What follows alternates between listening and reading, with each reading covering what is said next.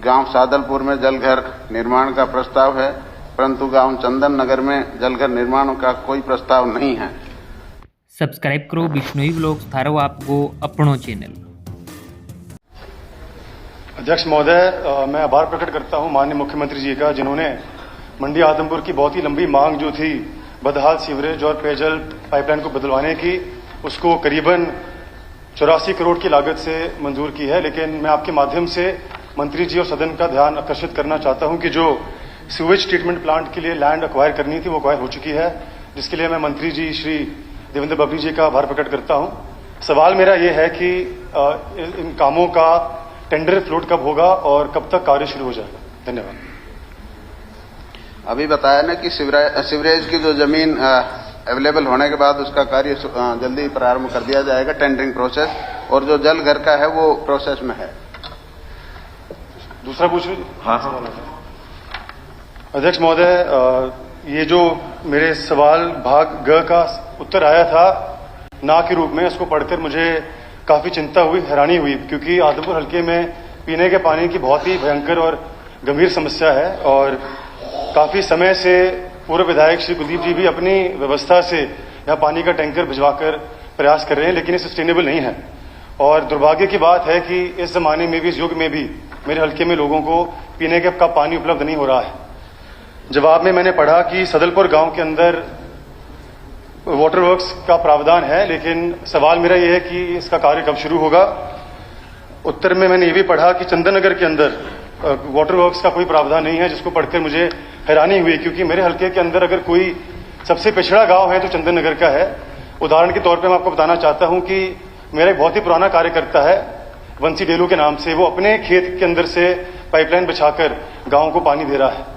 तो सवाल मेरा ये है कि चंदन नगर में प्रावधान अगर दिया जा सके तो कब तक इसका प्रावधान हो सकता है? इसके अलावा आदमपुर गांव में पानी बहुत ही बड़ी मात्रा में दूषित है, सीवरेज में मिक्स होकर पानी यहां पर आता है। तो यहां पर सीवरेज के पानी की उचित निकासी और पीने के पानी की पाइपलाइन बदलवाने की आवश्यकता है। कावरेल गांव में सलेमगढ़ के वाटर वर्क से पाइपलाइन बिछाकर वहां पर पानी दिलवाने की आवश्यकता है। गांव असरावा चबरवाल भोड़िया में वाटर वर्क्स जर्जर हालत में, यहां पर मरम्मत की आवश्यकता है। और चंदननगर, झीड़ी, भीड़ बबरान, पीरावाली, डंडूर में नए वाटर वर्क्स लगाने की आवश्यकता है। डंडूर गांव में जीएलएफ ने 4 एकड़ जमीन उपलब्ध करवाई है, लेकिन उसकी फाइल काफी समय से पशुपालन और डेयरी विभाग चंडीगढ़ के पास पड़ी हुई, लेकिन कोई कार्रवाई नहीं हुई है। और चंदननगर में जमीन उपलब्ध नहीं है, लेकिन वहां भी जीएलएफ में उनसे पत्र लिखवाकर वहां भी मंजूरी करवाने की आवश्यकता है। तो प्रश्न मेरा दूसरा ये है कि इन सभी गांवों में जो पीने के पानी की समस्या है, इसको दूर करने की संभावना कब तक हो सकती है? धन्यवाद। मंत्री जी, जिन जिन गांवों का माननीय सदस्य ने जिक्र किया है उनके बारे में मैं डिटेल बता देता हूं। आदमपुर जो इसका मंडी की जलापूर्ति के बारे में इन्होंने बात की है। वर्तमान में आदमपुर मंडी में पेयजल आपूर्ति 3 नहर आधारित जल आपूर्ति योजनाओं के माध्यम से की जा रही है। आदमपुर कस्बे में पेयजल की स्थिति 110 लीटर प्रति व्यक्ति प्रतिदिन है। और चाबरवाल की स्थिति है, चाबरवाल गांव फतेहाबाद जिले में पड़ने वाले शेखपुर दारोली नहर जलघर के अंतर्गत आता है।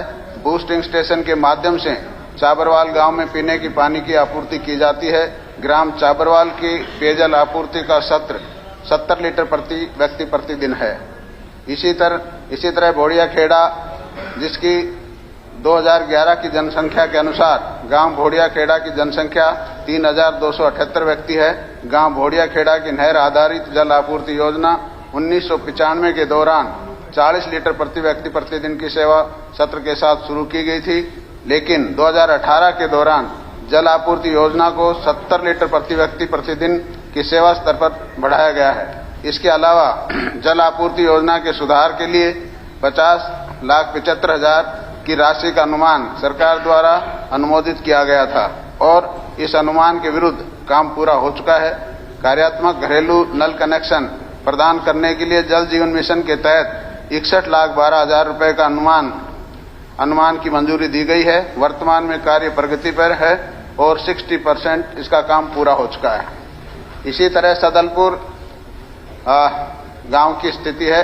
2011 की जनसंख्या अनुसार गांव सदलपुर की जनसंख्या 15,215 व्यक्ति है। गांव सदलपुर की नहर आधारित जल आपूर्ति योजना वर्ष 1981 के दौरान 40 लीटर प्रति व्यक्ति प्रतिदिन के सेवा स्तर के साथ शुरू की गई थी। गांव सदलपुर भी स्वर्ण जयंती महाग्राम योजना के अंतर्गत शामिल है तथा गांव की जल आपूर्ति एवं सीवरेज व्यवस्था की क्रम से 24 करोड़ 26 लाख रुपए और 27 करोड़ 3 लाख रुपए की विस्तृत परियोजना रिपोर्ट तैयार की जा चुकी है तथा मुख्यालय में तकनीकी जांच की जारी है। इसी तरह गांव कबरेल वर्ष 2011 की जनसंख्या के अनुसार कबरेल गांव की जनसंख्या 4387 है। गांव कबरेल की नहर आधारित जल आपूर्ति योजना वर्ष 2009 के दौरान 70 लीटर प्रति व्यक्ति प्रतिदिन की सेवा सत्र के साथ शुरू की गई थी। वर्तमान में गांव में पेयजल आपूर्ति सुचारू रूप से चल रही है। जल आपूर्ति योजना के सुधार और जल जीवन मिशन के तहत कार्यात्मक घरेलू कनेक्शन प्रदान करने के लिए 170 लाख रुपए की लागत का अनुमान स्वीकृत किया गया है और इस अनुमान के अंतर्गत 30% काम पूरा हो चुका है। डोभी वर्ष 2011 की जनगणना के अनुसार गांव डोभी की जनसंख्या 6999 है। गांव डोभी की नहर आधारित जल आपूर्ति योजना 1994 में बहुत लंबा हो गया, बहुत लंबा है। सारा बता देते हैं। नहीं, संक्षिप्त में बता दीजिए कि जो ये मांगे हैं ये कब तक हो जाएंगी? तो अलग अलग बता रहा हूँ, हर गांव का बता रहा हूँ मैं तो।